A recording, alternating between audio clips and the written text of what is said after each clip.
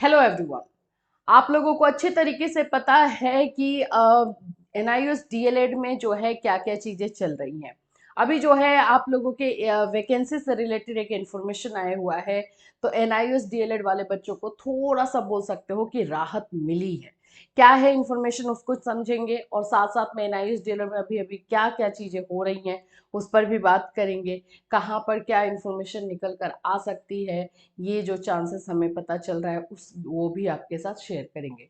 So friends, मैं सबसे पहले तो आप लोग को बता दूं कि हमारा जो ट्रांसफर पिटिशन है आदर्श श्रीवास्तव का, उसकी जो है सुनवाई आप लोगों को होने वाली है। आप यहाँ देख सकते हो 23 सितंबर को उसकी सुनवाई आप लोगों को 23 सितंबर को ही करवाई जानी है। यहाँ देखो, लिस्ट ऑन डेट 23/9/2024। तो आप लोगों को 23 सितंबर को इसकी सुनवाई मिल जाएगी। साथ ही साथ में हम अगर बात करते हैं कौशिक दास वाले केस की, तो कौशिक दास वाले केस की सुनवाई 24 सितंबर को है ना। कौशिक दास वाले केस की सुनवाई जो है 24 सितंबर को है।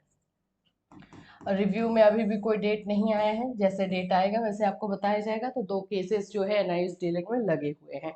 तो ये दोनों केसेस की सुनवाई सितंबर में आपको देखने को मिलने वाली है। लास्ट सितंबर आप बोल सकते हो उसमें।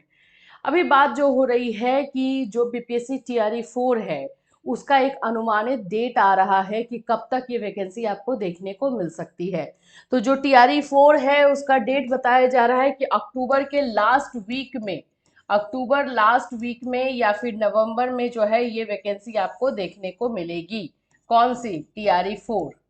तो अभी आप लोग अब थोड़ा सा राहत की सांस ले सकते हो कि भाई सितंबर में जो है यहाँ पर सुनवाई हो ही रही है। एक सुनवाई होगी, उसके बाद दूसरा डेट भी आएगा ही। तो उन दोनों डेट में कुछ अगर अच्छा निकल कर आ जाता है तो टीआरई 4 आप लोगों के हाथ से नहीं निकलेगा, जिस बात का आप लोग को डर लग रहा है। देखो, दो तीन चीजें आप लोगों को क्लियर समझनी होगी कि कोर्ट केसेस हमारे हाथ में नहीं है, हम उसको नहीं डेट लगा सकते। हाँ, हमारे हाथ में क्या है कि हम वहाँ पे आर्गुमेंट सही से करें। हमारे आर्गुमेंट में जो है किसी तरह की कमी ना रहे। हम उन सारे पॉइंट्स को उठा सके जो पॉइंट्स जो है, जो ऑलरेडी फैसला एक बार हुआ है सुप्रीम कोर्ट में, उस पॉइंट्स को नहीं उठाया गया है। तो उन सभी चीजों पे क्लैरिटी हो।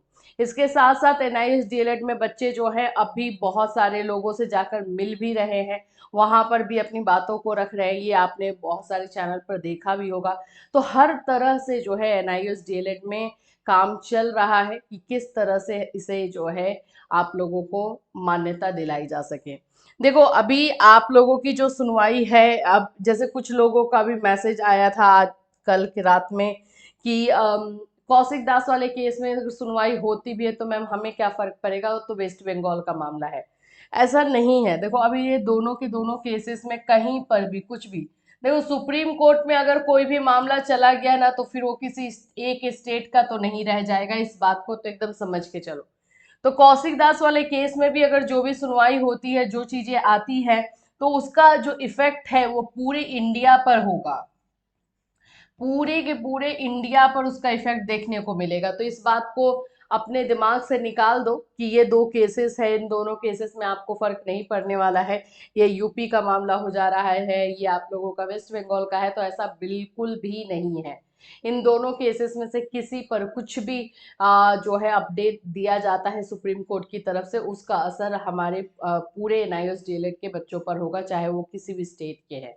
ये पहली चीज तो क्लियर करो। दूसरी जो बात है यहाँ पर, जो हम बात करते हैं ट्रांसफर पिटिशन को लेकर के, जो 23 तारीख को जो सुनवाई होने वाली है इसको लेकर के। देखो, 23 सितंबर को सुनवाई इसकी है, 24 को इसकी है। तो आप लोग ये भी क्वेश्चन पूछे, जब टैग है तो एक साथ सुनवाई क्यों नहीं हो रही है?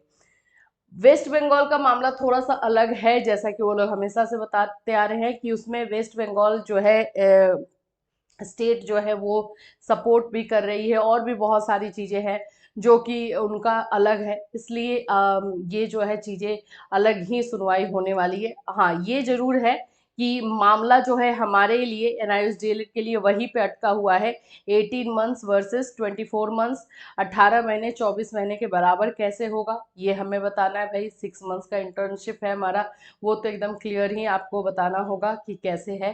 फिर उसके बाद से जो है हमारा सेकेंड मामला जो यहाँ पर सेकेंड पॉइंट आ जाता है कि इसको वन टाइम बनाया गया था, ये वन टाइम जो है कोर्स था।